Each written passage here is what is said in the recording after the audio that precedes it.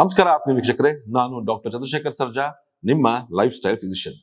ವೀಕ್ಷಕರೇ, ಈ uric acid ಅಂದ ತಕ್ಷಣ ಸಾಧಾರಣವಾಗಿ ಎಲ್ಲರೂ ಭಯ ಬಿದ್ದುಬಿಡ್ತಾರೆ.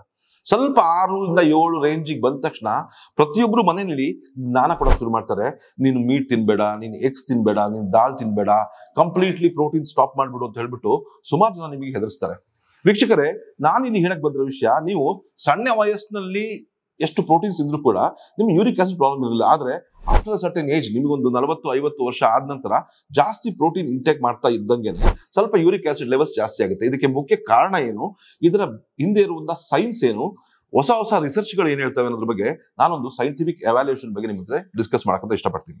ವೀಕ್ಷಕರೇ, ನಾನು ಮುಂಚೆನೆ ಹೇಳ್ದಂಗೆ ಯೂರಿಕ್ ಆಸಿಡ್ ಅಂದ್ರೆ ಸಾಧಾರಣ ನಿಮ್ಗೆಲ್ಲ ಗೊತ್ತಿರಂಗೆ ಜಾಯಿಂಟ್ ಅಲ್ಲಿ ಬಂದು ಸೇರ್ಕೊಳ್ಳುತ್ತೆ, ಗೌಟ್ ಅಂತ ಹೇಳ್ತೀವಿ, ಜಾಯಿಂಟ್ ಪೇನ್ಸ್ ಬರುತ್ತೆ, ಸ್ವೆಲ್ಲಿಂಗ್ ಇರುತ್ತೆ, ರೆಡ್ನೆಸ್ ಇರುತ್ತೆ, ರಾತ್ರಿ ಹೊತ್ತು ನೋವು ಬರುತ್ತೆ, ಕಾಲಿನಲ್ಲಿರೋ ದೊಡ್ಡ ಒಂದು ಪಾದದ ಬೆರಳಿನಲ್ಲಿ ನಿಮಗೆ ನೋವು ಬರಕ್ ಶುರು ಆಗುತ್ತೆ. ಜಾಸ್ತಿ ಆಗ್ತಾ ಹೋದಂಗೆ ನಿಮ್ಮೂರಿಕೆ ಸಮಸ್ಯೆ ಕೂಡ ಉಂಟಾಗುತ್ತೆ, ಹಾರ್ಟ್ ಡಿಸೀಸ್ ಕೂಡ ಉಂಟಾಗುವ ಚಾನ್ಸ್ ಇರುತ್ತೆ. ನಮ್ಮ ರಕ್ತನಾಳಗಳಲ್ಲಿ ಅದನ್ನ ಅಥೆರೋಸ್ಕ್ಲೆರೋಟಿಕ್ ಪ್ಲಾಕ್ ನ ಉಂಟು ಮಾಡ್ಲಿಕ್ಕೆ ಕೂಡ ಈ ಯೂರಿಕ್ ಆಸಿಡ್ ಕ್ರಿಸ್ಟಲ್ಸ್ ಸಹಾಯ ಮಾಡುತ್ತೆ. ಹಾಗಾಗಿ ಇದರ ಕಾಂಪ್ಲಿಕೇಶನ್ಸ್ ತುಂಬಾ ಇದೆ, ಎಲ್ಲ ನಿಮಗೆ ಗೊತ್ತಿದೆ. ಆದ್ರೆ ನಾನಿಲ್ಲಿ ಓನ್ಲಿ ಸೈನ್ಸ್, ಯಾಕೆ ನಿಮಗೆ ಯೂರಿಕ್ ಆಸಿಡ್ ವಯಸ್ಸು ಆದ್ಮೇಲೆ ಜಾಸ್ತಿ ಆಗುತ್ತೆ ಅನ್ನೋದ್ರ ಬಗ್ಗೆ ಡಿಸ್ಕಸ್ ಮಾಡ್ತೀನಿ. ವೀಕ್ಷಕರೇ, ಯೂರಿಕ್ ಆಸಿಡ್ ಅನ್ನೋದು ನಮ್ಮ ದೇಹದಲ್ಲಿ ಬೇಕಾಗಿರುವಂತಹ ಒಂದು rich antioxidant. Uric acid ನಮ್ಮ ದೇಹಕ್ಕೆ ಬಹಳ ಮುಖ್ಯ.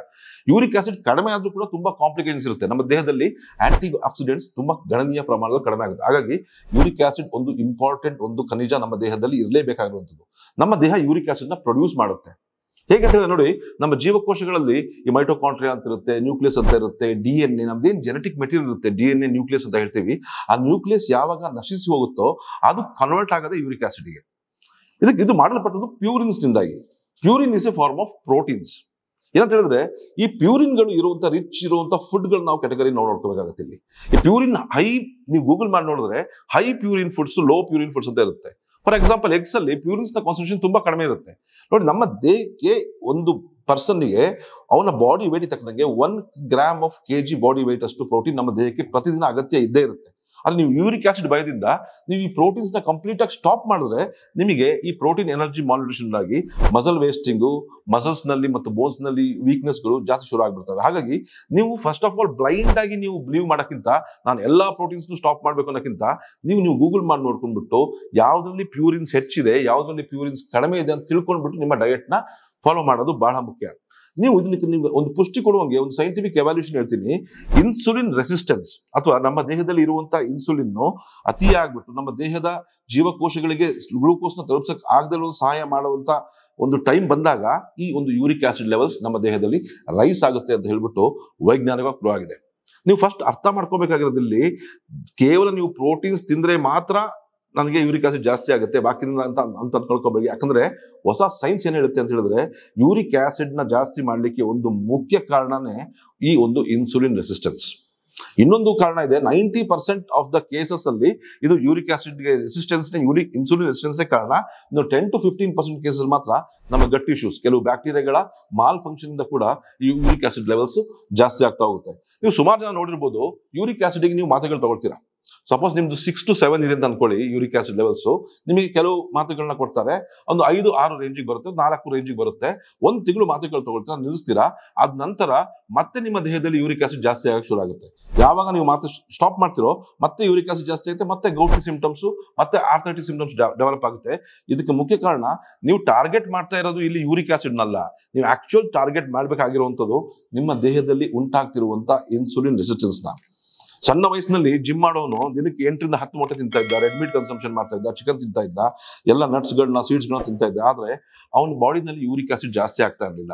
ಅದೇ ವಯಸ್ಸಾದ ಮೇಲೆ ನಮ್ಮ ದೇಹದಲ್ಲಿ ಇನ್ಸುಲಿನ್ ರೆಸಿಸ್ಟೆನ್ಸ್ ಡೆವಲಪ್ ಆದ ಮೇಲೆ ಈ ಒಂದು ಪ್ರಾಬ್ಲಮ್ ಆಗುತ್ತೆ. ಯಾಕೆ ಅಂತ ಹೇಳಿದ್ರೆ, ನಮ್ಮ ದೇಹದಿಂದ ಯೂರಿಕ್ ಆಸಿಡ್ ಹೊರಗೆ ಹೋಗಬೇಕು ಅಂತ ಹೇಳಿದ್ರೆ ನಮ್ಮ ಜೀವಕೋಶಗಳಲ್ಲಿ ಆ ಒಂದು ಇನ್ಸುಲಿನ್ ರೆಸಿಸ್ಟೆನ್ಸ್ ಇರಬಾರದು.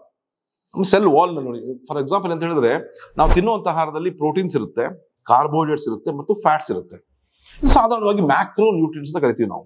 ಈ ಕಾರ್ಬೋಹೈಡ್ರೇಟ್ಸ್ ಎಸ್ಪೆಷಲಿ ನೋಡಿ, ಫ್ಯಾಟ್ ಮತ್ತೆ ಪ್ರೋಟೀನ್ಸ್ ಹೋಗೋದು ಬೇರೆ ಒಂದು ಗೇಟಿಂದ ನಮ್ಮ ಜೀವಕೋಶಗಳು ಎಂಟರ್ ಆಗ್ತವೆ. ಆದ್ರೆ ಕಾರ್ಬೋಹೈಡ್ರೇಟ್ಸ್ ಒಳಗಡೆ ಎಂಟರ್ ಆಗಬೇಕು, ನಮ್ಮ ಜೀವಕೋಶಗಳು ಒಳಗಡೆ ಎಂಟರ್ ಆಗಬೇಕು, ನಮ್ಮ ಮೈಟೋಕಾಂಡ್ರಿಯಾಗೆ ಹೋಗ್ಬಿಟ್ಟು ಅದು ಎನರ್ಜಿ ATP ಆಗಿ ಪ್ರೊಡ್ಯೂಸ್ ಆಗ್ಬಿಟ್ಟು ಎನರ್ಜಿಯಾಗಿ ಕನ್ವರ್ಟ್ ಆಗಬೇಕು ಅಂತ ಹೇಳಿದ್ರೆ ಅದಕ್ಕೆ ಇನ್ಸುಲಿನ್ ಬಹಳ ಮುಖ್ಯ. ಇನ್ಸುಲಿನ್ ಒಂದು ಕೀ ಅಂಡ್ ಲಾಕ್ ಮೆಕಾನಿಸಮ್ ತರ ವರ್ಕ್ ಮಾಡುತ್ತೆ. ಯಾವಾಗ ಇನ್ಸುಲಿನ್ ರೆಸಿಸ್ಟೆನ್ಸ್ ಡೆವಲಪ್ ಆಗುತ್ತೋ ನಮ್ಮ ಸಕ್ಕರೆ ಅಂಶ ಹೆಚ್ಚಾಗಿ ಒಳಗಡೆ ಪ್ರವೇಶಕ್ಕೆ ಆಗೋದಿಲ್ಲ, ನಮ್ಮ ಮೈಟೋಕಾಂಡ್ರಿಯಾ ಅದನ್ನ ಪ್ರೊಸೆಸ್ ಮಾಡೋಕ್ಕಾಗೋದಿಲ್ಲ ಮತ್ತು ನಮ್ಮ ಜೀವಕೋಶಗಳು ಆದಷ್ಟು ಬೇಗ ನಶಿಸಿ ಹೋಗ್ತವೆ. ಅದೇ ರೀತಿ ಈ DNA ಅಂಡ್ RNA ಅಂತ ನಾವೇನು ಹೇಳ್ತೀವಿ ಜೆನೆಟಿಕ್ ಮೆಟೀರಿಯಲ್, ಅದು ನಶಿಸಿ ಹೋಗೋದ್ರಿಂದ ಉತ್ಪಾದನೆ ಉಂಟಾಗೋದೇ ಇದು ಯೂರಿಕ್ ಆಸಿಡ್. ಈ ಯೂರಿಕ್ ಆಸಿಡ್ ಅತಿಯಾಗಿ ಜಾಸ್ತಿ ಆದಾಗ ಏನಾಗುತ್ತೆ ಅಂತಂದ್ರೆ ನಮ್ಮ ಕಿಡ್ನಿಗಳಿಗೆ ಅದು ಎಕ್ಸ್ಕ್ರೀಷನ್ ಆಗ್ಲಿಕ್ಕೆ ಸಾಧ್ಯ ಆಗೋದಿಲ್ಲ. ಆದ ಕಾರಣದಿಂದ ಅದು ಪೈಲಪ್ ಆಗಿ ಸ್ಟೋರ್ ಆಗಿ ಹೋಗ್ತಾ ಹೋಗುತ್ತೆ. ಈ ಸ್ಟೋರ್ ಆಗಿ ಹೋದಂತ ಯೂರಿಕ್ ಆಸಿಡ್ ನ ನಾವು ಕಡಿಮೆ ಮಾಡ್ಕೊಳ್ಬೇಕು ಅಂದ್ರೆ ಫಸ್ಟ್ ನಾವು ಟ್ಯಾಕಲ್ ಮಾಡ್ಬೇಕಾಗಿರೋದು ಕೆಲವು ನಮ್ಮ ಈ ಸಕ್ಕರೆ ಅಂಶ ಕಡಿಮೆ ಇರುವಂತಹ ಆಹಾರಗಳನ್ನ ಸೇವಿಸಬೇಕು. ನೋಡಿ, ಸಾಧಾರಣ ನಿಮ್ಗೆ ಗೊತ್ತಿರೋದು ಅಂತಂದ್ರೆ ಪ್ರೋಟೀನ್ಸ್ ಅಲ್ಲಿ ಇರುತ್ತೆ, ಬಿಯರ್ ನಲ್ಲಿ ಇರುತ್ತೆ, ಆಲ್ಕೋಹಾಲ್ ಇರುತ್ತೆ, ರೆಡ್ ಮೀಟ್ ಅಲ್ಲಿ ಇರುತ್ತೆ ಅಂತ ನೀವು ಅಂದ್ಕೊಳ್ತೀರಾ. ಆದರೆ ಮೇನ್ ಥಿಂಗ್, ನೀವು ಇದೆಷ್ಟು ಕನ್ಸ್ಯೂಮ್ ಮಾಡಿದ್ರು ಕೂಡ ನಿಮ್ಮ ಇನ್ಸುಲಿನ್ ರೆಸಿಸ್ಟೆನ್ಸ್ ಸರಿಯಾಗಿದ್ದಲ್ಲಿ, ನಿಮ್ಮ ಶುಗರ್ ಕಂಟ್ರೋಲ್ ಇದ್ದಲ್ಲಿ, ನಿಮ್ಮ ದೇಹದಲ್ಲಿ ಇನ್ಸುಲಿನ್ ಒಂದು ಪ್ರಕ್ರಿಯೆ ಸರಿಯಾಗಿದ್ದಲ್ಲಿ ಯೂರಿಕ್ ಆಸಿಡ್ ಸ್ಟೋರ್ ಆಗೋದು ಜಾಸ್ತಿ ಆಗಕ್ಕೆ ಸಾಧ್ಯನೇ ಇಲ್ಲ. ಹಾಗಾಗಿ ನನ್ನಲ್ಲಿ ಸುಮಾರು ಜನ ಬರುವಂತ ಪೇಷಂಟ್ಸ್ ನನಗೆ ಒಂದು ಡೌಟ್ ಕೇಳ್ತಾರೆ, ಸರ್ ನಾನು ಯೂರಿಕ್ ಆಸಿಡ್ಗೆ ಮಾತ್ರೆ ತಗೊಳ್ತಾ ಇದ್ದೀನಿ, ಕಡಿಮೆ ಆಗಿದೆ 4 ರಿಂದ 5, ಆದ್ರೆ ನಾನು ಬಿಟ್ಬಿಟ್ಟು 1 ತಿಂಗಳಾದ ನಂತರ ಮತ್ತೆ ನನ್ನ ದೇಹದಲ್ಲಿ ಮತ್ತೆ 8-9 ರೇಂಜಿಗೆ ಬರ್ತಾ ಇದೆ ನಂದು ಯೂರಿಕ್ ಆಸಿಡ್ ಅಂತ ಹೇಳಿದಲ್ಲಿ ನೀವು ಟ್ಯಾಕಲ್ ಮಾಡಬೇಕಾಗಿರೋದು insulin resistance, not your kidneys ಅಥವಾ ನೀವು ಯಾವುದೇ ಒಂದು ಮೆಡಿಸಿನ್ಸ್. ನೋಡಿ, medications is one part, diet is one part, ನಾನು ಇಲ್ಲ ಅಂತ ಹೇಳ್ತಾ ಇಲ್ಲ, ಆದರೆ ನೀವು ತಪ್ಪಾಗಿ ಚಿಕಿತ್ಸೆಗಳನ್ನ ಮಾಡ್ತಾ ಇದ್ದೀರಾ ಅಂತ ಅರ್ಥ. ಫಸ್ಟ್ ಯಾವಾಗ ಇನ್ಸುಲಿನ್ ರೆಸಿಸ್ಟೆನ್ಸ್ ನಾವು ಚಿಕಿತ್ಸೆಯನ್ನು ಕೊಡ್ತೀವೋ ಆವಾಗಲೇ ನಿಮ್ಮ ಯೂರಿಕ್ ಆಸಿಡ್ ಕಂಟ್ರೋಲ್ ರಿವರ್ಸ್ ಬರುತ್ತೆ. ಮತ್ತು ಈ ಕಂಟ್ರೋಲ್ ಆದಂಥ ಯೂರಿಕ್ ಆಸಿಡ್ ಲಾಂಗ್ ಟರ್ಮ್ ಅಲ್ಲಿ ನಿಮ್ಮ ದೇಹದಲ್ಲಿ ಕಡಿಮೆ ಪ್ರಮಾಣದಲ್ಲೇ ಇರುತ್ತೆ. ನಿಮಗೆಲ್ಲ ಗೊತ್ತಿರೋಂಗೆ ವೀಕ್ಷಕರೇ, ಯೂರಿಕ್ ಆಸಿಡ್ ಅತಿಯಾದಲ್ಲಿ ಕೇವಲ ನೀವು ಜಾಯಿಂಟ್ ಪೇನ್ ಮಾತ್ರ ಅನ್ಕೋಬೇಡಿ, ಹಾರ್ಟ್ ಸಂಬಂಧಿ ಪ್ರಾಬ್ಲಮ್ಗಳು, ನಿಮ್ಮುರುವಿಕೆ ಸಮಸ್ಯೆಗಳು, ಈ ಕಿಡ್ನಿನಲ್ಲಿ ಬಂದು ಶೇಖರಣೆ ಆಗುವಂಥದ್ದು, ಕಿಡ್ನಿ ವೀಕ್ ಮಾಡುವಂಥದ್ದು, ಸುಮಾರು ಕಣ್ಣಲ್ಲಿ ಮತ್ತು ಜಾಯಿಂಟ್ಗಳಲ್ಲಿ ಬೇರೆ ಬೇರೆ ಕಡೆ ಬೇರೆ ಬೇರೆ ಪ್ರಾಬ್ಲಮ್ಸ್ಗಳನ್ನ ಯೂರಿಕ್ ಆಸಿಡ್ ಅತಿ ಆದರೆ ನಾವು ಕಂಡು ಬರ್ತಾ ಇದೆ. ಇದಕ್ಕೆಲ್ಲ ಒಂದು ಮುಖ್ಯ ಕಾರಣ ಏನು ಅಂತ ಹೇಳಿದ್ರೆ, ನಾವು ತಪ್ಪಾಗಿ ಏನ್ ಹೇಳ್ತಿದ್ರೆ ಬರೀ ಯೂರಿಕ್ ಆಸಿಡ್ ಕಡಿಮೆ ಆಗಲಿ ಅಂತ ಒಂದೇ ಮೆಡಿಸಿನ್ ಲೈಫ್ ಲಾಂಗ್ ತಗೊಳ್ತಾ ನಾವು ಅದಕ್ಕೆ ಅಡಿಕ್ಟ್ ಆಗ್ಬಿಟ್ಟು ನಮ್ಮ ದೇಹದಲ್ಲಿ ಯೂರಿಕ್ ಆಸಿಡ್ ನ ಪೈಲ್ ಮಾಡ್ತಾ ಹೋಗ್ತಾ ಇದೀವಿ. ಸೊ ನಾನು ಸಜೆಸ್ಟ್ ಮಾಡೋದು ಏನು ಅಂತ ಹೇಳಿದ್ರೆ, ಈ ಯೂರಿಕ್ ಆಸಿಡ್ ಕಂಟ್ರೋಲ್ಗೆ ಕೆಲವು ಡಯಟರಿ ಮಾಡಿಫಿಕೇಶನ್ಸ್. ನೋಡಿ, ನೀವು ಫಸ್ಟ್ ಗೂಗಲ್ ಮಾಡಿ ನೋಡಿ, ಹೈ ಪ್ಯೂರಿನ್ ಫುಡ್ಸ್ ಅಂತ ಹೇಳ್ಬಿಟ್ಟು ಆ ಕೆಟಗರಿ ಬರ್ತವೆ. ಕೆಲವು ಕೆಟಗರಿ ಅಂದ್ರೆ ನೋಡಿ, ಎಸ್ಪೆಷಲಿ ಈ ಮೀನ್ನಲ್ಲಿ ಮತ್ತು ಬಿಯರ್ನಲ್ಲಿ ಮತ್ತು ಆಲ್ಕೋಹಾಲ್ನಲ್ಲಿ ಹೇರಳವಾಗಿ ಪ್ಯೂರಿನ್ಸ್ ಇರುತ್ತೆ. ಸೊ ಅದನ್ನ ಒಂದು ಸ್ವಲ್ಪ ದಿನ ಅವಾಯ್ಡ್ ಮಾಡೋದು ಒಳ್ಳೇದು. ಇನ್ನು ಕೆಲವು ಬೇರೆ ಒಂದು ಆಹಾರಗಳಿಂದ ಪ್ರೋಟೀನ್ಸ್ ಜಾಸ್ತಿ ಇರುವಂಥದ್ದು, ಲೈಕ್ ನಿಮ್ಗೆ ಎಗ್ಸ್ ಇರ್ಬೋದು, ಅಥವಾ ಎಗ್ಸ್ ಇರೋದು ಆಲ್ಬುಮಿನ್. ನಿಜವಾಗ್ಲೂ ಹೇಳಬೇಕು ಅಂತಂದ್ರೆ ಪರ್ಸೆಂಟೇಜ್ ಆಫ್ ಪ್ಯೂರಿನ್ಸ್ ವೆರಿ ಕಡಿಮೆ. ಹಾಗಾಗಿ ಎಗ್ಸ್ ನ ವೆಜಿಟೇರಿಯನ್ಸ್ ಆಗಿದ್ದಲ್ಲಿ, ನಾನ್ ವೆಜಿಟೇರಿಯನ್ಸ್ ಆಗಿದ್ದಲ್ಲಿ ಎಗ್ಸ್ ನ ಕನ್ಸ್ಯೂಮ್ ಮಾಡಿ, ಅಥವಾ ವೆಜಿಟೇರಿಯನ್ಸ್ ಆಗಿದ್ದಲ್ಲಿ ಕೆಲವು ದಾಲ್ಗಳನ್ನ, ಈಗ ಕೆಲವು ಹಣ್ಣುಗಳಲ್ಲಿ ಅಥವಾ ಕೆಲವು ಇದರಲ್ಲಿ ಪ್ರೋಟೀನ್ಸ್ ಹೇರಳವಾಗಿರ್ತವೆ, ಆ ಥರ ದಾಲ್ಗಳನ್ನ ಜಾಸ್ತಿ ತಗೊಳ್ಳೋದು, ಕಡಲೆ ಬೀಜಗಳಲ್ಲೂ ಜಾಸ್ತಿ ಅಂತ ಏನು ಪ್ಯೂರಿನ್ಸ್ ಜಾಸ್ತಿ ಇರೋದಿಲ್ಲ. ಆ ಥರದಲ್ಲಿ ನೀವು ಪ್ರೋಟೀನ್ಸ್ ನ ಇಂಟೇಕ್ ಜಾಸ್ತಿ ಮಾಡಿ. ಯಾಕಂದ್ರೆ protein energy malnutrition is the major factor. ಏನಾಗುತ್ತೆ ಅಂತ ಹೇಳಿದ್ರೆ, ನೀವು ಯೂರಿಕ್ ಆಸಿಡ್ ಸ್ವಲ್ಪ ಬಾರ್ಡರ್ ಇದೆ ಅಂದ ತಕ್ಷಣ ನೀವು ಪ್ರೋಟೀನ್ಸ್ ನ ರೆಸ್ಟ್ರಿಕ್ಟ್ ಮಾಡಿದ್ರೆ ನಿಮಗೆ ಪ್ರಾಬ್ಲಮ್ ಜಾಸ್ತಿ ಆಗುತ್ತೆ. ಸೊ ದಟ್ಸ್ ಫಸ್ಟ್ ನೀವು ಟೇಕ್ ಅವೇ ಮೆಸೇಜ್ ಅಂತ ಹೇಳಿದ್ರೆ, ನೀವು ಕಂಪ್ಲೀಟ್ ಪ್ರೋಟೀನ್ ರೆಸ್ಟ್ರಿಕ್ಷನ್ ಮಾಡಕ್ ಹೋಗಬೇಡಿ, ಪ್ಯೂರಿನ್ ರಿಚ್ ಫುಡ್ಸ್ ನ ಮಾತ್ರ ಅವಾಯ್ಡ್ ಮಾಡಿ. ಎರಡನೇದಾಗಿ ಏನಂತ ಹೇಳಿದ್ರೆ, ನಮ್ಮ ದೇಹದಿಂದ ಯೂರಿಕ್ ಆಸಿಡ್ ನ ಹೆಚ್ಚಾಗಿ ತೆಗೆದು ಹಾಕ್ಲಿಕ್ಕೆ ಕೆಲವು ಡಯೂರೆಟಿಕ್ ಫುಡ್ಸ್ ಅಥವಾ ಡಯೂರೆಟಿಕ್ ಜ್ಯೂಸಸ್ ಅಂತ ಕರಿತೀವಿ ನಾವು. ಅದರಲ್ಲಿ ಮೊದಲನೇದಾಗಿ ಆಶ್ ಗಾರ್ಡ್ ಜ್ಯೂಸ್ ಅಥವಾ ಬೂದು ಕುಂಬಳದ ರಸ. ನೀವು ರಾತ್ರಿ ನೀವು ಪೇಸ್ಟ್ ಮಾಡುವಂಥ ಒಂದು 5 ರಿಂದ 6 ಪೀಸು ಬೂದು ಕುಂಬಳಕಾಯಿನ ಹೋಳನ್ನ ಹಾಕ್ಬಿಟ್ಟು ಮಿಕ್ಸಿ ಚೆನ್ನಾಗಿ ಗ್ರೈಂಡ್ ಮಾಡಿಬಿಟ್ಟು ಅದನ್ನ ಎಳ್ನೀರಿನೊಂದಿಗೆ ಮತ್ತು ಚಿಯಾ ಸೀಡ್ಸ್ನೊಂದಿಗೆ ಸೇವಿಸ್ತಾ ಬರೋದ್ರಿಂದ ಯೂರಿಕ್ ಆಸಿಡ್ ಪ್ರೊಸ್ಯೂಟ್ ಆಗುತ್ತೆ. ಬಾಳೆ ದಿಂಡಿನ ರಸ ಅಥವಾ ಪ್ಲಾಂಟೇನ್ ಪಿತ್ ಜ್ಯೂಸ್ ಅಂತ ಹೇಳ್ತೀವಿ, ಬಾಳೆ ದಿಂಡು ಸಿಗುತ್ತಲ್ಲ, ಅದನ್ನ ಸಣ್ಣ ಕಟ್ ಮಾಡಿ ಅದನ್ನ ರುಬ್ಬಿಟ್ಟು ಅದನ್ನ ಒಂದು 50 ml ಅಷ್ಟು ದಿನಕ್ಕೆ 3 ಬಾರಿ ಸೇವಿಸ್ತಾ ಬರೋದ್ರಿಂದ ಕೂಡ ಒಳ್ಳೆ ಡಯೂರೆಟಿಕ್ ಕೆಲಸ ಮಾಡುತ್ತೆ. ಹೆಚ್ಚಾಗಿರುವಂಥ ನಮ್ಮ ಯೂರಿಕ್ ಆಸಿಡ್ ನ ನಮ್ಮ ದೇಹದಿಂದ ಫ್ರೆಶ್ ಔಟ್ ಮಾಡುತ್ತೆ.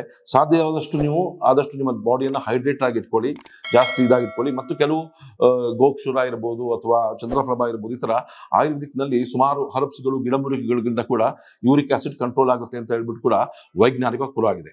ಸೊ ಇದೆಲ್ಲ ಆದ ಮೇಲೆ ಇದು, ಆದ್ರೆ ನಿಮ್ಗೆ ಯೂರಿಕ್ ಆಸಿಡ್ ಬರಬಾರ್ದು ಅಂತ ಹೇಳಿದ್ರೆ ಫಸ್ಟ್ ನೀವು ಕಂಟ್ರೋಲ್ ಮಾಡಬೇಕಾಗಿರೋದು ನಿಮ್ಮ ಶುಗರ್ನ ಮತ್ತು ನಿಮ್ಮ ದೇಹದಲ್ಲಿ ಉಂಟಾಗ್ತಿರುವಂತ ಇನ್ಸುಲಿನ್ ರೆಸಿಸ್ಟೆನ್ಸ್ ನ. ಸಾಧ್ಯವಾದರೆ ಟೈಮ್ ಸಿಕ್ಕಿದ್ರೆ ಗೂಗಲ್ ಮಾಡಿ ನೋಡಿ, uric acid versus insulin resistance ಅಂತ ನಿಮಗೆ ಸಾವಿರಾರು ಸ್ಟಡೀಸು ಇದ್ರ ಬಗ್ಗೆ ಸಿಗುತ್ತೆ. ನಾನು ಎಲ್ಲ ಈ ಸ್ಟಡಿಗಳ ಒಂದು ವೈಜ್ಞಾನಿಕ ಸಾರವನ್ನು ತೆಗೆದುಬಿಟ್ಟು ನಾನು ನಿಮ್ಮ ಮುಂದೆ ಇಡುವಂತ ಪ್ರಯತ್ನವನ್ನು ಮಾಡಿದ್ದೇನೆ. ಇದೇ ತರ ಮತ್ತೊಂದು ಸೈಂಟಿಫಿಕ್ ವಿಡಿಯೋದೊಂದಿಗೆ ನಿಮ್ಮನ್ನ ಭೇಟಿ ಆಗ್ತಾನೆ. ಈ ಚಾನೆಲ್ನ ನೀವು ಇನ್ನೂ ಸಬ್ಸ್ಕ್ರೈಬ್ ಮಾಡದಲ್ಲಿದ್ರೆ ಖಂಡಿತವಾಗ್ಲೂ ಮಾಡಿ. ಧನ್ಯವಾದಗಳು.